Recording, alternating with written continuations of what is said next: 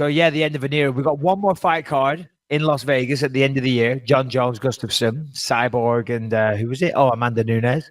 So that'll be the last ever one. But yeah, this is the last big Fox card. Did and I then we see? switch over to ESPN. Did I see you do? I thought I saw you do some sort of like touching post on Instagram or Twitter with the Fox people already. Didn't you already do one of those? Or am I crazy? Oh, you mean I just said something nice? Yeah, I might have said something nice in the past, Lewis. I can say multiple nice things. There's no law against that. I thought it was over. No. I said my last time at the Fox Studios, which it was. It was the last show that I was fucking booked for, Lewis. Doesn't mean that all productions exist. It's the last one that I was booked for, and then last night was the last UFC Tonight. Okay. Well, I mean, I just feel like the reason I said I was like, wait a minute, didn't you already do your last show? And I'm like, wait a minute, time out. You can't do your fucking sentimental post already, and now you're gonna go do another sentimental post after you do this one. Well, there's going to be another at the final card at the end of the year because that will be the final one. I had the final one on Big Fox, which is this weekend. I had the final one at UFC Tonight when I was there. Wednesday was the final UFC Tonight with DC, Cameron, and Kenny.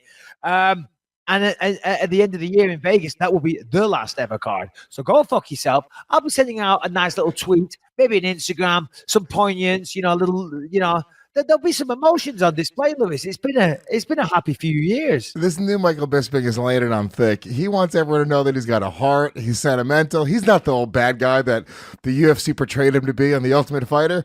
This is a family man, Michael Bisping. He writes sentimental posts. Do you want to know something? It is weird because I did the Joe Rogan podcast a few days ago. Great job. And 1.3 million views so far. Holy shit. That's just on YouTube. So God knows how many in general would have listened to it. But nothing but an outpour of love, Lewis, which is nice to see. But I used to get abused online. And a lot of people saying, wow, I saw another side to him. He's actually a really cool guy. So that was nice. But as we know, Lewis, these things last for merely a few days, maybe a week or two most. Did you get no hate at all? Because you were great. I watched the entire thing. You did a great show with him. You were composed. You were in the moment. I never watched Joe Rogan sit back and let somebody fucking take over as much as you did. It was pretty impressive. It was awesome. Well, listen, when you've met your match, you've met your match. You know what I mean? You got to bow down and say, listen, I'm no longer the alpha male in the room, okay? I might have a katana. I might have a samurai sword, right? And a bunch of fucking... cool shit, crossbows you can probably kill me in a heartbeat with. But right now, the real man's talking, so I'll just listen. And I'm joking, by the way. Joe's fucking awesome. He's the man. He really is. I did see him. He did out alpha you in one instance I saw. Okay, this will be good. This will be good. Please go ahead. Because he mentioned your podcast co-host by name probably 3 times, and he kept on saying Luis Gomez. And it wasn't disrespect to me. What he was doing was he was showing you that you were afraid to correct him. Because he knows to call me Luis J. Gomez. He would never fucking disrespect me like that. But you, in the moment, I just saw you cower. I was like, really, Bisping? You're going to let him treat you that way? Whatever. I was like, hey, listen, man, if you want to call him Lewis, then from now on, Lewis it is. Joe Rogan, you are the man. I put him in his place many times. I'll put you in your fucking place right now, Lewis. You need to get over that. You do get your fucking knickers in a twist when people call you Lewis instead of Luis Gomez instead of Luis J. Gomez. Right? Let me tell you this. There's a word in English for people that go, oh, yeah, my name's Luis J. Gomez. You know what that is? You know what that word is? What? It's a fucking tit. Right? That guy's a fucking tit. He's acting like a right tit. Listen to him, J. Gomez. What is the deal? Can I tell you why? The only reason when it's on like a comedy show or something like that, if somebody introduces me as Luis Gomez, that's not what I go by professionally. What it's doing is it's essentially telling the audience, hey, I don't give a fuck about this guy. I'll call him whatever the fuck I want to call him. He's not that big of a deal. It would be like them spelling your name wrong. Let's say they spelled it Bizpind. I'm sure they have spelled Bisping wrong on something. You didn't get offended if your name...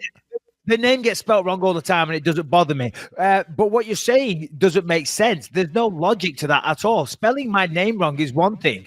Not announcing your middle name initial is a different thing. If they said, do you know what my full name is, Lewis? What is your middle name? I don't even know. Can I guess? My full name. You have more than one. Is this some British shit that you? Listen. Michael the Count by name. I actually lay claim to the title of a count. It's true. It is. My ancestors were counts and countesses, hence the count. Now, my ancestors were rattlesnakes. So whatever, it is what it is. Galen Bisping is my last name. So I have a double barrel last name. My full name is Michael Gavin Joseph Galen Bisping. Michael Gavin Joseph Galen Bisping. Yeah, so I wouldn't ask for people to call me Michael MGJGB Bisping and get all offended because that'd just be weird. Oh, we got MGJGB Bisping. Let's go. You can't. I'm not wrong about this. Let's say, all right, I'm sure when you were in your younger career, right, as a fighter, they spell your name wrong on a program. Your name is printed on this thing. You're not going. We're not talking about people spelling their name wrong. We're talking about you. They're missing a letter. It's spelled wrong. They're missing one letter, a J. How did they spell Lewis? There's no J in Lewis. It's Luis. There's no J. There's a J in Louis J. Gomez, motherfucker. All right. I concede defeat. You were right. Your argument made so much sense. Right. Lewis. Bow down, Bisping. Bow down, Rogan. The real alpha's in town. Joe Rogan probably knows. He probably does. Oh, you got me, Joe. Shouldn't be talking shit. When in fact, we're not talking shit. But I had a great time. Joe Rogan's the man, and it was a great chat. I really, really enjoyed it. Can I tell you something? You've been there. Holy shit. Can we just take a second to talk about his setup? For those people, obviously, that are listening to this, I'm assuming most of you haven't been a guest at Joe Rogan's podcast. So I'll tell you, you get there, and it's like a gigantic office block that you could literally run a pretty decent-sized company out of. I'd guess 30, 40,000 square feet. You walk in, and it's huge, and then he's got, the flotation tank. He's got a full-size gym in there. It's crazy. It's massive. Yeah, it really is. It's impressive. It's food for thought, Lewis. Of course, it did for me. Believe me, I went there and it made me rethink everything that I was doing in life. It was so fucking cool. When you understand, like when you say big, he has 6 muscle cars inside of the podcast studio, like inside of it's like an airport hangar basically. And then he has an archery range. He has a full size gym, like mats. Then he has an MMA area where he has like mats and bags. Then he's got like not only the archery range, but he's like a weird video game thing that you like shoot fucking like fake deer with on like a big screen. A pool table. By the way, I didn't see any of this. You didn't see any of it? No. I'm talking about where you first walk in and where that wolf is, and then the gym, and then we just got into the podcast. Yeah. No, I think we waited for him for like 45 minutes, so we were just like admiring his toys. Okay, yeah. Well, they were waiting for me. I was a little bit late because I had a photo shoot for Hannibal in the morning. So let's see. What you laugh? Of course. I was late on purpose. No, well, you're the little pussy bitch. It goes 45 minutes early. It's the difference, by the way. It's so symbolic. The difference between who we are as people. Like I'm there with my hands in my pockets on his front steps. Mr. Rogan, can we come in now? And you walk in whenever the fuck you want. You're like, give me that fucking sword, mate. You grab his sword. You take a picture with it.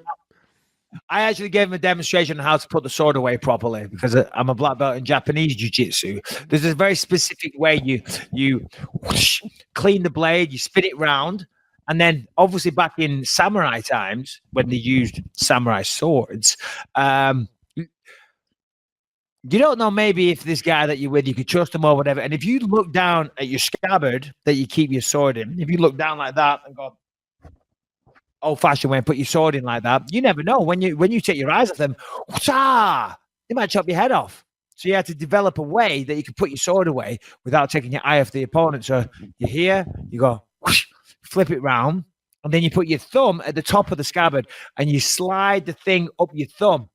And then when it gets in, it goes click and clicks inside it and you put it away. And you never take your eye off the opponent, Lewis. They have no idea. And I showed it to Joe. He didn't know it either. I'm like, you might have all the fucking toys, bro, but do you know how to use them? Did you do it that way? Did you get that intimidating with Joe? You're like, Joe, you never take your eye off the I'm joking. I did it at all. And then the part I'm not telling you is I was like, yeah, Joe, this is what you do. And then seriously, I'm not saying this to try and be funny. I almost chopped my own thumb off. I swear to God, I stabbed myself with the thumb and I'm like, with the sword. I'm like, shit. And Joe's like, yeah, careful. It's really sharp. You don't do that. I'm like, fuck, no shit. Bleeding all over the place. That's good though. It really is, his pull is so apparent, and we've been in the top 5 the whole week or the whole time since you were on. We're still in the top 10 on iTunes the whole time. Oh, really? That's just from going on mentioning the podcast like 2 or 3 times. This podcast has been in the top 10 on iTunes. Yeah, it's sports the whole time. We're currently on top 10 on iTunes. I think we got up to like number 3 or 4 right after you did it. We might have even hit number 1. I just didn't check right after you did it. That's incredible. Thank you to all the believers. Yeah. Well, yeah, I mean, that was fucking awesome. And thank you to Joe Rogan for, being so cool to plug I mean, he literally went out of his way to plug the podcast multiple times. Yeah. Very nice things. No, for sure we did. For sure. And as you said, prior to me going on, I mean, the audience that he hits, it's incredible because, I'm involved with that company Playline, and I spoke about Playline for a little minute, and we've had like 5,000 people registered to the site since I spoke about it on Joe Rogan's podcast. Yeah, which again is incredible. The YouTube page jumped up a few thousand followers as well. So we appreciate the opportunity to go on there and talk about it, Joe. And he's the man. He really is. And as I say, looking at that studio, it does give you food for thought and thinks, well, what can be achieved, So I'm gonna have to invest in a little studio, I think, Lewis. Step a little bit, I think. I agree. We've been talking about it for a while. I think it's probably just about that time. Yeah, no, it is. Exactly. All right, guys, let's just take a quick second to hear from one of our sponsors, which is the amazing Ridge Wallet. Now, we've talked about the Ridge Wallet a few times on here, but I cannot recommend this thing enough. If you buy the Ridge Wallet, I'm telling you right now, it will change your life. Gone are the days of a big, fat, smelly wallet bulging out of your skinny jeans, okay, looking like you've got some kind of defect on your hip, full of statements and receipts and crap. No, the Ridge Wallet, as I said before, is like the Knight Rider of wallets. It is a very futuristic, slimline, sleek design that will definitely be the talk of the town. People will see and think, wow, this guy is forward thinking. This guy is futuristic and knows what's up. He's woke, Lewis, is what they'll think. Every time I pull out my Ridge Wallet, one thing I know is that men want to be me and women want to be with me. It's a common occurrence. I pull it out. As soon as I pull it out, women, they drop their panties. It's like being Harrington, right? It's like walking around like Michael Harrington, just for one day of your life. Here's what it is, okay? Go to ridgewallet.com and take a look for yourself. They take 2 sleek fucking plates. The ones that I have are made of titanium, but they have a bunch of different materials. They're really, really nice, really well put together, and it's basically the size of your credit card. So you can keep all your credit cards in it. You really got to see it to believe it. You got to go to the website and actually take a look, but it has a money clip attached to it as well. It has RFID blocking so people can't steal your identity or steal your credit card information, and it's just changed my whole perspective on what a wallet is. I used to have receipts sticking out of it, business cards sticking out of it. It made my life feel very cluttered every time I put my hand on my wallet. I didn't even realize how much I was going to enjoy this until I had it. Yeah, absolutely. I mean, I love mine. I can't speak highly enough about it. And I was going to say, whilst you're checking out the wallets, look at the other stuff they do as well. While you're on the website, check it out, because I have the backpack. I have a couple of other things. Very, very cool. Very futuristic designs. Excellent technology. But Lewis, of course, we have a great deal for our listeners. Tell them all about it. So if you want to get a Ridge Wallet, here's what you have to do. Go to ridgewallet.com/BYM. That is RIDGEWALLET.com/BYM. And use that promo code BYM if you click on the link in the episode's description. You're going to save 10% off your Ridge Wallet. This is a great Christmas gift. This is a great holiday gift for your family members. ridgewallet.com/BYM. Save 10% with the promo code BYM. Get your Ridge Wallet today.